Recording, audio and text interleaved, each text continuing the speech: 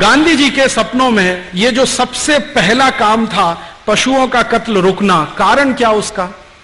गांधी जी को एक बार पूछा गया था कि आप पशुओं को क्यों बचाना चाहते हैं? बहुत सुंदर उत्तर दिया कि ताकि मैं जिंदा रह सकूं। उत्तर बहुत सुंदर है। उनको जब पूछा गया कि आप पशुओं को क्यों बचाना चाहते हैं, तो उन्होंने कहा मैं जिंदा रह सकूं इसके लिए पशुओं को बचाना चाहता हूं।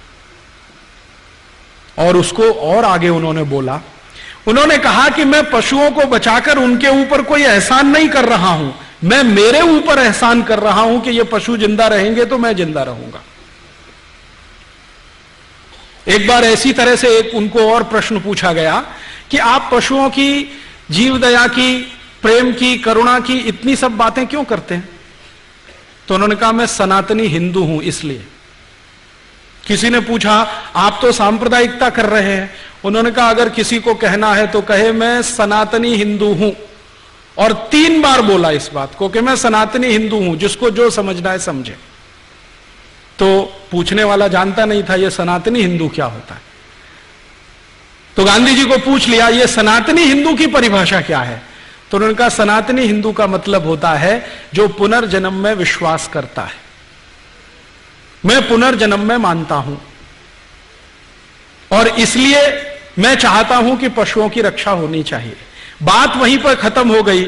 मैंने इस गांधी जी के स्टेटमेंट पे बहुत सोचा कि उन्होंने कहा क्या और इसका मतलब क्या है।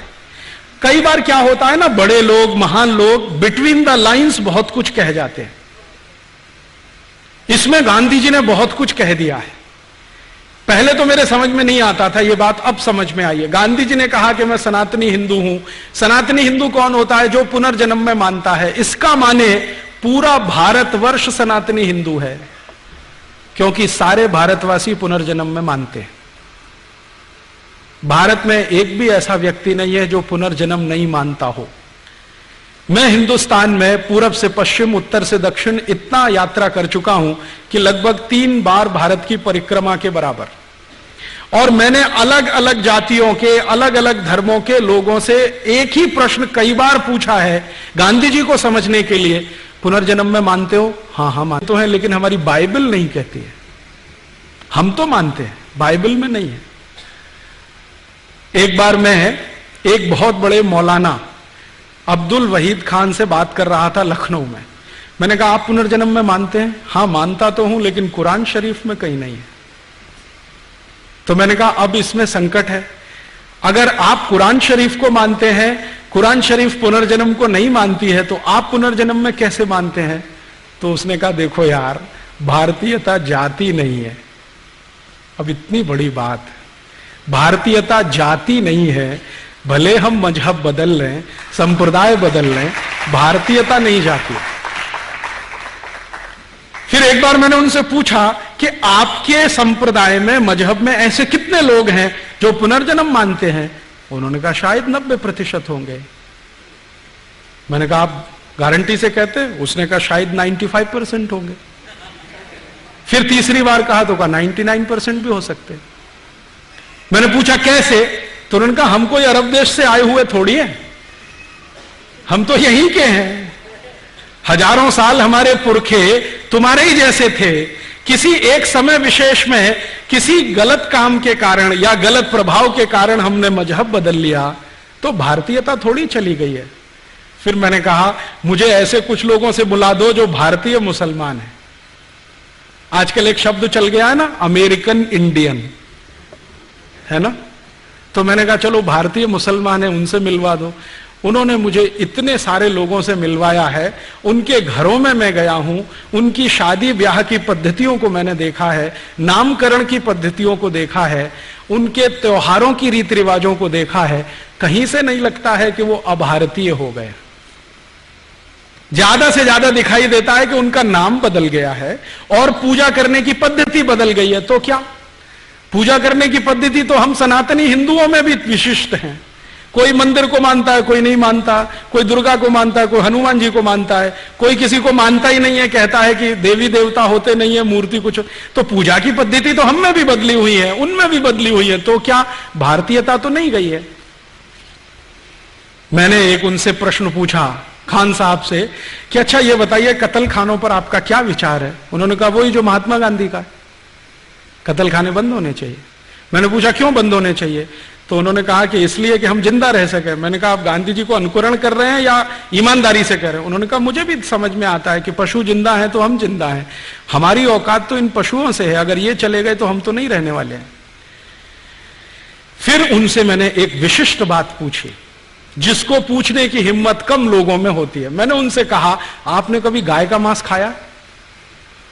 उसने कहा यार एक बार खाया था तो मेरी मां ने बहुत पिटाई किया था मेरा। मैंने पूछा कैसे, क्यों? उन्होंने कहा हमारे घर में सख्त पाबंदी है, आज भी हम गाय का मांस नहीं खाते हैं।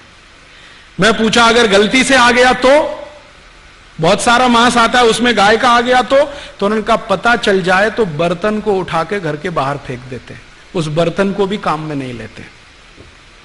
तो मैंने कहा फिर ये गाय की हत्या क्यों हो रही है? उन्होंने कहा ये तो अंग्रेजों की साजिश है जो आज तक गाय की हत्या हो रही है। उस दिन मेरी आंखें खुल गई, और आंखें खुली तो इतनी खुली कि अब सब कुछ दिखाई दे रहा है स्पष्ट। इस घटना के पहले मैं मानता था कि भारत के बहुत सारे मुसलमान भाई हैं जो गाय का कत्ल कर रहे हैं, लेकिन इस घटना के बाद मेरी आंखें खुली और मैंने खोजना शुरू किया तो पता चला भारत में सबसे ज्यादा गाय का कत्ल भारत की सरकार कर रही है, मुसलमान नहीं कर रहे हैं। और इस देश में ऐसे कई मुस्लिम समाज हैं जिनको मैं जानता हूं जो गाय को वैसे ही पालते हैं जैसे आप पालते हैं। आप कभी आइए, गुजरात में कच्छ नाम का एक जिला है। कच्छ जिले में एक नहीं सैकड़ों मुसलमान नहीं हजारों हैं जो गाय पालन करते हैं, गाय का दूध बेचते हैं, दूध में से दही बनाते हैं, दही से मक्खन निकालते हैं, मक्खन से घी बनाते हैं और बेचते हैं। आप राजस्थान में आइए, बीकानेर, जैसलमेर, बाड़मेर, ये तीनों जिलों में एक नहीं हजारों मुसलमान हैं जो गाय पालते हैं, गाय का दूध बेचते हैं, दूध में से मक्खन बनाते हैं, फिर घी बनाते हैं और धंधा करते हैं। राजस्थान का एक इलाका है अलवर, मेवात क्षेत्र कहते हैं। पूरा मेवात क्षेत्र जो है ना मुस्लिम समाज के भाइयों से डोमिनेटेड है। वहां एक नहीं सैकड़ों मुस्लिम भाई हैं जो गाय पालते हैं, गाय का दूध पीते हैं, गाय के दूध से दही बना के वैसा ही भी घी और बिजनेस करते हैं। मुसलमान गाय नहीं काटते। ये बहुत बड़ा भ्रम है जो हम हिंदुस्तानियों के बीच में फैलाया अंग्रेजों ने, और ये भ्रम फैलाया था अंग्रेजों की रानी ने, जिसको हम दुर्भाग्य से विक्टोरिया कहते रहे हैं। उसने एक चिट्ठी लिखा था 1894 में। अंग्रेजों का एक अधिकारी हिंदुस्तान में था, उसका नाम था लैंसडाउन, गवर्नर था इस देश में। उसको एक चिट्ठी लिखा, विक्टोरिया ने चिट्ठी लिखा कि देखो हम भारत में जितने कत्ल खाने चलाते हैं उनमें सबसे ज्यादा गाय कटती है। ये भारत के हिंदुओं को पसंद नहीं है क्योंकि ये उनकी अधिष्ठात्री है, माने हम उसको पूजनीय मानते हैं, मातृ समान मानते हैं। हिंदुओं को पसंद नहीं है और वास्तव में मुसलमान भी नहीं पसंद करते गाय को मारना और उसको खाना। गाय तो हमारे लिए काटी जाती है, माने अंग्रेजों के लिए काटी जाती है। अब भारत में हिंदू और मुसलमान कभी एक हो गए और गाय बचाने में लग गए तो हमारी सरकार नहीं चलेगी भारत में। इसलिए तुम एक काम करो कि जितने कत्ल खाने चल रहे हैं गाय काटने के लिए, उनमें मुसलमानों की भर्ती कर दो और हिंदुओं को बताओ कि गाय देखो मुसलमान काट रहे हैं। तो हिंदुओं की भर्ती नहीं, मुसलमानों की भर्ती कर दो। हिंदुओं को बताओ कि गाय मुसलमान काट रहे हैं, कट हमारे लिए रही है, काट रहे हैं मुसलमान, खाते नहीं है, हम खा रहे हैं, काट रहे हैं ये। हिंदुओं को जब ये पता चल जाएगा ये दोनों एक दूसरे को लड़ मारेंगे और ये लड़ने लगेंगे तो हमारी गद्दी सुरक्षित रहेगी और हम भारत पर 1000 वर्ष तक राज करेंगे। ये विक्टोरिया की चिट्ठी है, लैंसडाउन को 1894 में लिखी गई। इस चिट्ठी से पढ़कर मेरे समझ में आ गया कि पॉलिटिक्स क्या है इस देश में। पॉलिटिक्स ये है कि गाय कटे अंग्रेजों के लिए और लड़ते रहे हिंदू मुसलमान। हम एक दूसरे को गाली देते रहें, एक दूसरे की टांग खिंचाई करते रहें और अंग्रेज मजा करते रहें। इस तरह से अंग्रेजों ने वो एक जो पॉलिसी है ना, बांटो और राज करो, डिवाइड एंड रूल, वो ये है। तो इस डिवाइड एंड रूल में हमको फंसाया, गाय को कटवाया, और एक दो नहीं करोड़ों गायों को कटवाया इस देश में। एक कत्ल खाना जो कलकत्ता से शुरू हुआ, धीरे धीरे भारत के हर कैंट एरिया में फैल गया। 350 कैंट एरिया अंग्रेजों ने स्थापित किए, 350 कत्ल खाने बना दिए। गांधी जी इन्हीं की खिलाफत करते थे अंग्रेजों के जमाने में। गांधी जी को बार बार लगता था कि ये कत्ल खाने बंद होने चाहिए। और गांधी जी के पहले एक और बहुत महान व्यक्ति हुए इस देश में जिनको बहुत पीड़ा होती थी इन कत्ल खानों के चलने से। उनका नाम था स्वामी दयानंद सरस्वती, जिन्होंने आर्य समाज की स्थापना की। उन्होंने तो अपने जीते जी एक फौज तैयार कर दिया गोरक्षा के लिए। स्वामी दयानंद सरस्वती ने एक संगठन बना दिया जिसका नाम आर्य समाज, आज तक जीवित है। 125 वर्ष पुराना संगठन है, कांग्रेस से भी पुराना संगठन। कांग्रेस जो राजनीतिक दल है ना, उससे पहले का ये आर्य समाज है। इसका एक ही काम था, गोरक्षा करना। और इस आर्य समाजी संगठन ने पूरे देश के नौजवानों को ऐसा चार्ज कर दिया था कि भारत के 7,32,000 गांवों में हर जगह गोरक्षा समिति बन गई थी। 1870 से यह शुरू हुआ और 1894 में आकर यह आंदोलन अपने सबसे उच्चतम शिखर पर था। और 94 में जब यह आंदोलन उच्चतम शिखर पर था तो भारत के हिंदू, मुसलमान, सिख, ईसाई, जैन, पारसी, बौद्ध सब मिलकर गोरक्षा में लगे हुए थे। और अंग्रेजों के सामने एक प्रश्न खड़ा कर दिया था कि एक भी गाय कटेगी तो अंग्रेजों की खैर नहीं। तो अंग्रेज घबरा गए थे। इसी घबराहट में रानी ने चिट्ठी लिखी थी 1894 में कि अगर इस आंदोलन को तोड़ना है, हिंदू मुसलमानों को लड़ाना है, तो तुम ये काम करो कि सारे कत्ल खानों में मुसलमानों की भर्ती करो और हिंदुओं को बताओ कि गाय ये काट रहे हैं। और जब ये खबर अंग्रेजों ने फैलाई, उसके बाद इस देश में हिंदू मुसलमानों के दंगे शुरू हो गए। मैं आपको विनम्रता पूर्वक बताना चाहता हूं कि 1894 के पहले इस देश में एक भी हिंदू मुस्लिम दंगा नहीं हुआ।